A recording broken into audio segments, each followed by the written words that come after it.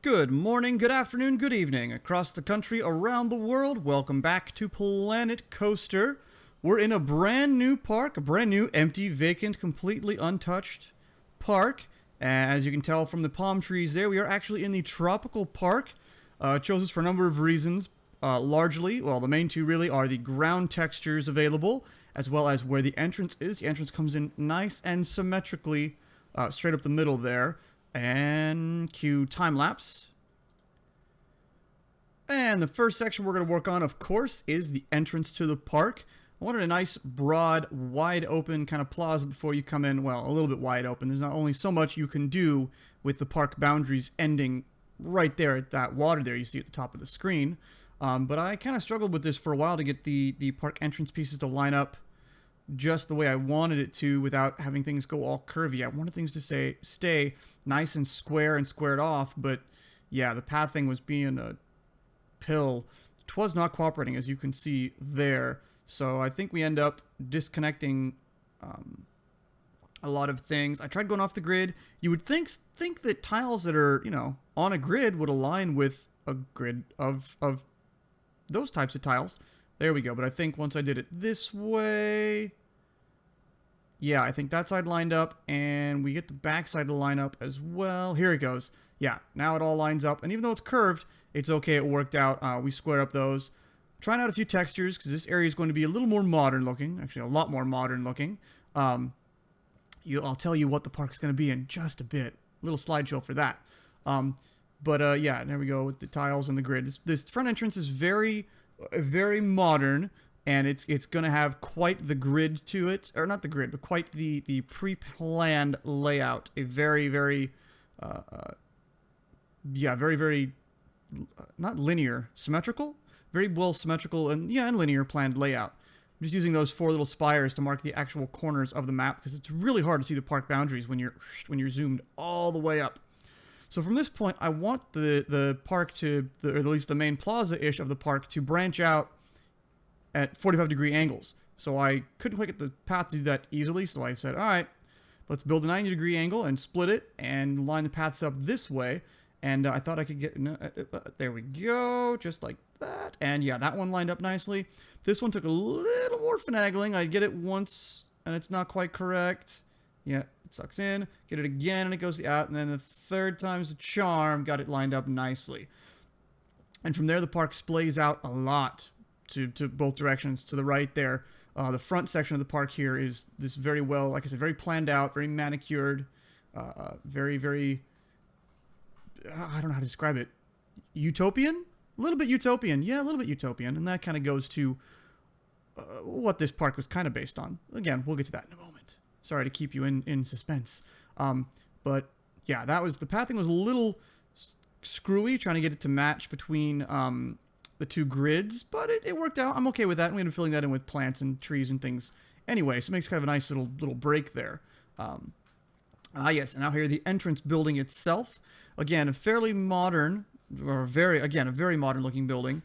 This park, I'm going to have a lot, I think, I'm pretty confident, given what I have planned, I'm going to have a lot of opportunities to play with some of the more modern pieces, like the steel roofs and the metal, what are they called? The panels. That's what those pillars are. They're from the panel set. And I think it's a lot of fun to play with those. I decided not to go with that look for the roof, so I have to spin the roof tiles around so that the grooves line up the correct way for for those flare-ups there, which are going to go on both the front and the back. And there they are. And that's the main building of the entrance. And then we just finish it out with some borders. And again, these are parts I've never really used that much.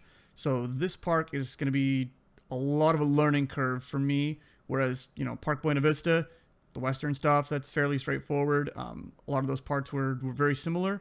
A lot of these are going to have a lot of differences, and I'm going to struggle for a while until I get it all really figured out.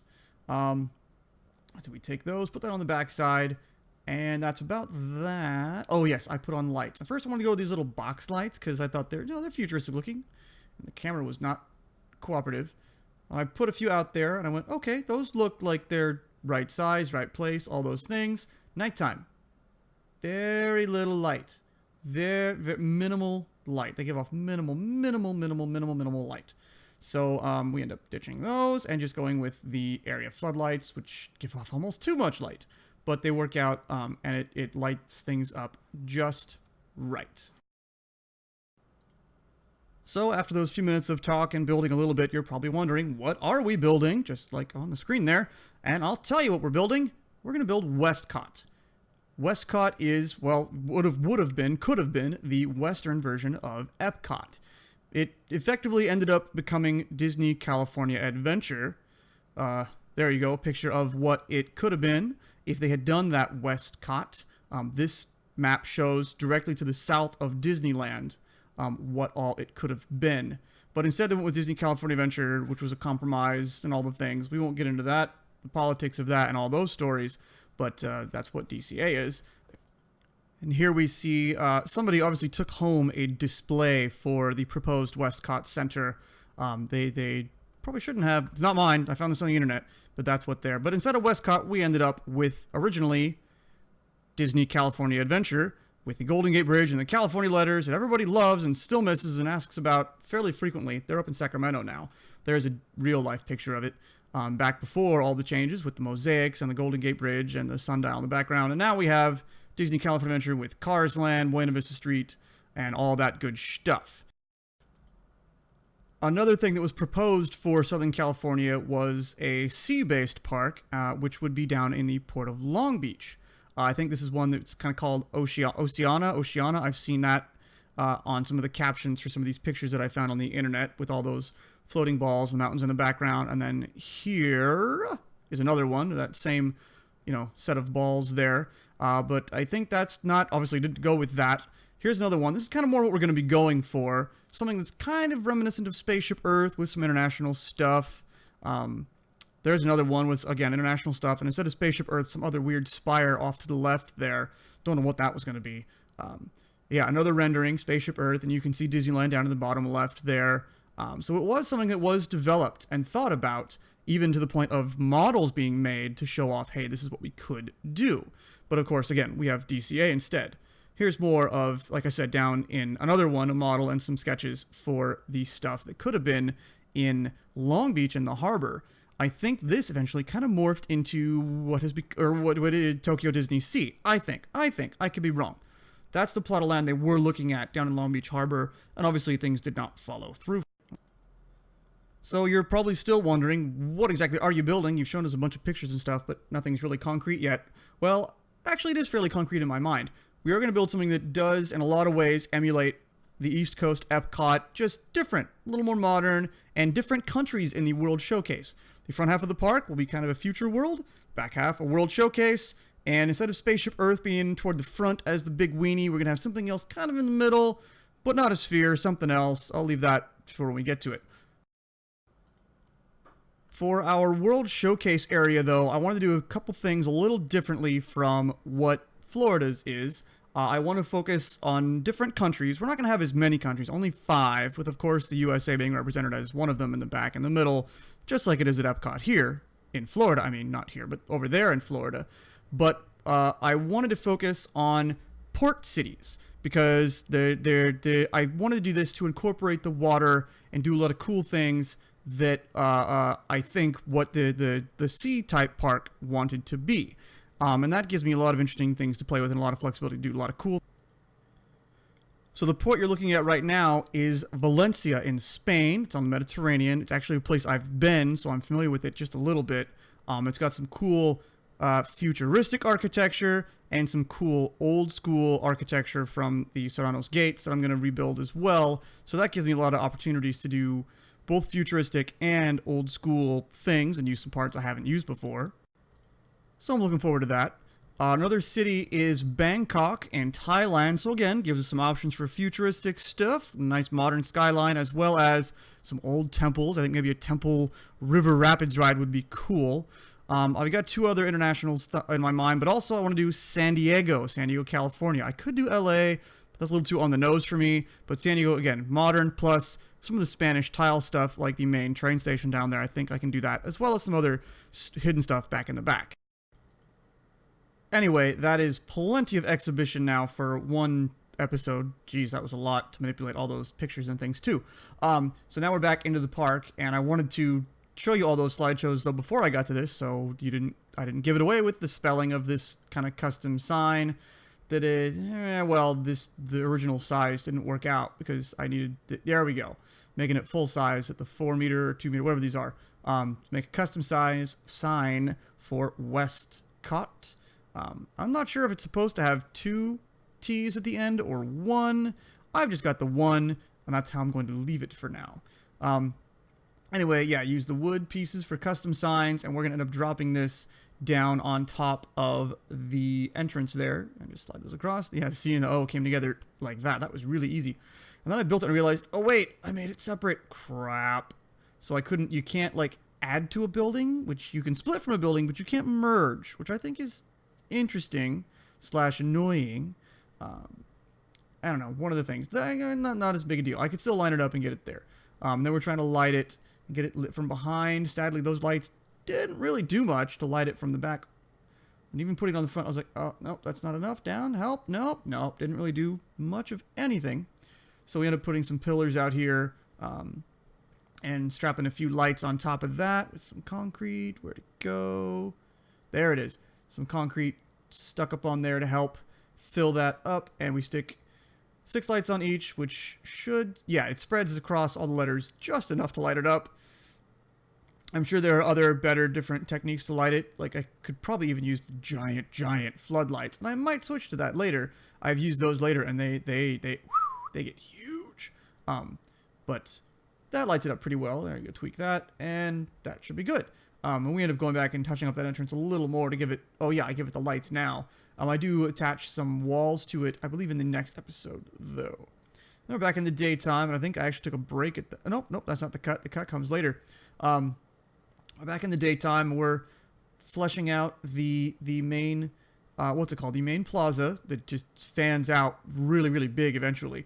But I was looking at this, and one of the first things I want up in the park there is going to be, well, I was trying to figure out how to put it in, how to make it fit, how to do it. Yeah, and that's just the beginning of the plaza. It goes even further back away from us. It gets even bigger and even deeper. So anyway, in that blank spot there, we're going to put the monorail, because a lot like Epcot and, yes, Disneyland and Disney California Adventure even has the monorail passing through it. But the monorail is going to be a big part of the park. It's going to have the main station here, and then it's going to go around and I think pop underground and have stations in all the international locations as well, or at least the 4 points of the compass, if you will, the one to the far right, far left, and far back in the San Diego, the U.S. section. But I wanted that station to be up there in the front, and initially I'd wanted it to be something that I could put like a food court underneath. That was kind of what was playing in my mind, but then afterward I decided not to. Plus the pathing, as you can see, it's a struggle to get the paths that are 45 degrees to each other to really be happy with each other. I end up having to, do I do it here? Yeah, but there we go. Yeah, I end up having to move the exit. I move the entrance as well, just to get things to line up quite correctly. I did that, but I wasn't, nope, not happy with it. What do I do? Does it come back? I move this one too. Yeah, the whole thing needed cement, and I had a hell of a time getting that to connect to that entrance path there. No, not to the exit. Stop it. There we go. And back to the front. And then I think we delete things. There we go. Yeah. Get that lined up. I can't remember if I leave it. I guess I do leave it curved. I don't think I square it off later. I don't add, I don't use the tile or the grid for that. I think at this point, oh yeah, I was done. I was done with the queues. I think I go back and tweak the exit queue again at some later point.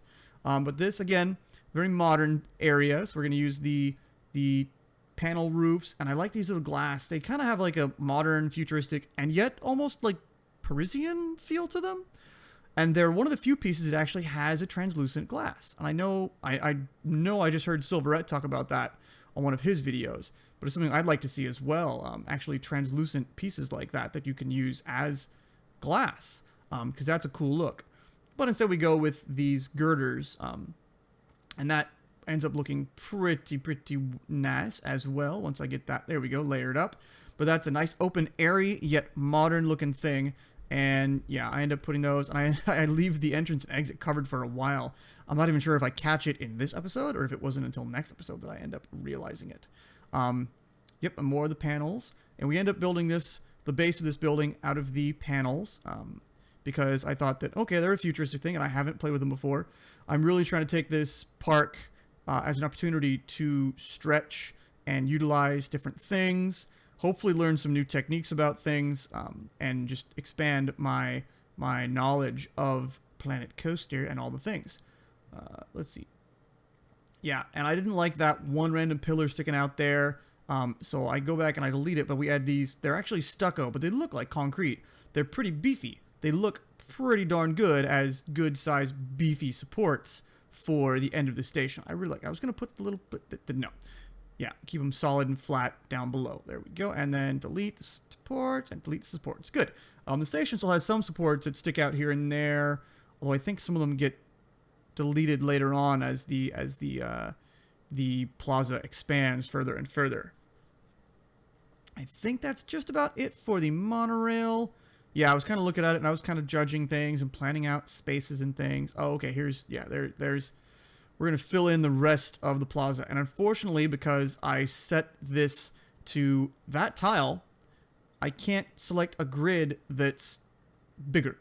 That's the square of those. You know, I can't select a 3x3 grid and go with that bigger thing. It just doesn't work like that. So I'm resorting to filling in the grid like this. And yes, it is very much a grid. So it kind of, it for a moment or two here and there, I'm kind of feeling a little bit, I almost said Planet Coaster. Of course, this is Planet Coaster. I almost felt a little bit gridded in with that akin to Roller Coaster Tycoon 3, where everything was locked on the grid. But we end up breaking the grid, we will break the grid later on when we get to the international stuff. But this front section, that's kind of a future world. I don't want to call it future world. I got to figure out something else to say, something else to call it. But it's going to be, like I said, very manicured, very planned out. Very, very predetermined. Well, and that's exactly what Epcot was supposed to be, the experimental prototype city of tomorrow, EPCOT. Yes, experimental prototype city of tomorrow that Walt Disney wanted to build, but he passed away, unfortunately, before he got to see it. And then it never was as that functioning city with all the utopian stuff. It was just a theme park with the World Showcase. But it's a lot of people's favorite park. I think it's mine for the Florida parks. Oh, yes, and these sides over here, instead of the rocks, I wanted to go with something that was a little more, I almost wanted to say beachy. I think that's because I was seeing the sand there. So we go with that, make a custom building out of it, and we just plop, plop, plop, plop, plop this around. And there's enough variation, I think, in the height of those pieces of wood that it's okay. You have to really know it's repetitive to know that it's repetitive. Like I said, you really have to be looking for it. Because yeah, just rotating it once and or rotating it 180 once and it really hides itself pretty well. I thought, ooh, copy paste blueprint. No, it's not gonna be the same shape. In retrospect, it actually might be very close to the same shape, and then I could manipulate different pieces. But at this point I was like, nope, I'm already going with this. I'm kind of in a groove for it, so I just kept going and did another set. And as you can tell, I got better and faster with it the second time around. Yeah, and I thought, okay, plants. Okay, little scaviolas. I think that's what they are, scaviolas. And because it was kind of a sandy, beachy looking texture there, I figured, all right, let's, like I said, sink it, and then we'll put in some rocks to make it like that as well. Let's see, at this point, I thought I would be done and cutting it, but I was like, no, this front entrance is really, really boring. So I ended up putting in restrooms and a first aid station on this side. Kind of those services. The other side, we put some other services as well. And again, we go with the panel walls because they're, futuristic looking. In Epcot, you do have this on one side. Let's see. On one side is, first aid and some restrooms and other support things. On the other side is a store and I think some lockers. I could be wrong. I've only been to Epcot. Well, I've been to Florida 3 times. We spend a lot of time at Epcot, but you don't really spend a whole lot of time right there up at that front entrance. But again, we use I like these fiberglass roofs. I think they're really cool looking. Plan to use those in some of the other futuristic-ish things. And then we're going to just throw in some air conditioning units because that seemed fitting to add some air conditioning units on top of there, and some of the big beefy signs there. Yes, I keep zooming way out to kind of see, how is this spacing? Is it too big? I was constantly worried that a lot of the things I was doing were going to be too big. We're going to take up all the space with this front section, but fortunately not. And what did I do? Future, what was I looking for? Oh, I did get it right. I thought I was, oh, okay, yeah, I used a little bit of the grid to get that lined up correctly. Good. I was worried I wasn't going to get the paths lined up between the two things, but it worked out. Anyway, then this building is made with smooth concrete because that seemed like another fitting type of building material for over here. Smooth concrete is nice because you can recolor it. There we give it with like that, I don't know what that is, that bronzy yellow, mustard, not mustardy, it's something yellow color. I really like that color. Kind of reminds me of Guardians of the Galaxy. And I closed this up, and I realized later on I didn't actually roof in the actual lower levels there with the information and the ATMs.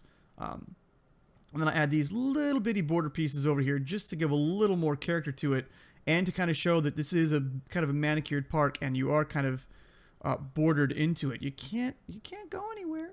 And then same thing over here with the panel pieces, same material and look.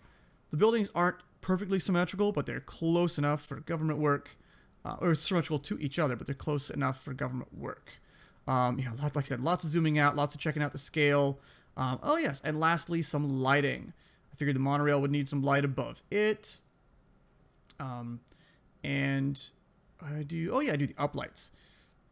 I was looking at some of these sci-fi lights thinking, okay, that could, but maybe somewhere else. But I put the uplights there, I put the downlights on these signs, and that helps with that, or at least on the entrances there. And then awnings, there he goes. I do take off those things, and I open it up again.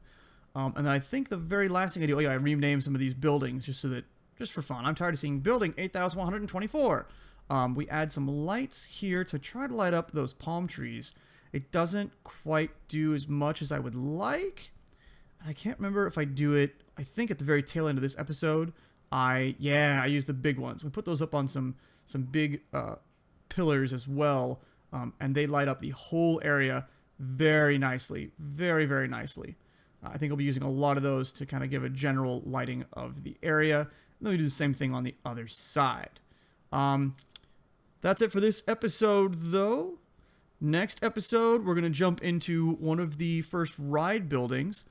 Another thing about this park, I'm going to have lots of rides, lots more rides instead of just show buildings. I mean, the last park, that's kind of what it was supposed to be. But this one, everything's going to have a ride, so it's going to be very well populated by guests. Anyway, that's it for this episode. Thanks for hanging out. Thanks for watching. If you like, hit subscribe, tell your friends, tell your neighbors, pass the word. I will catch you later.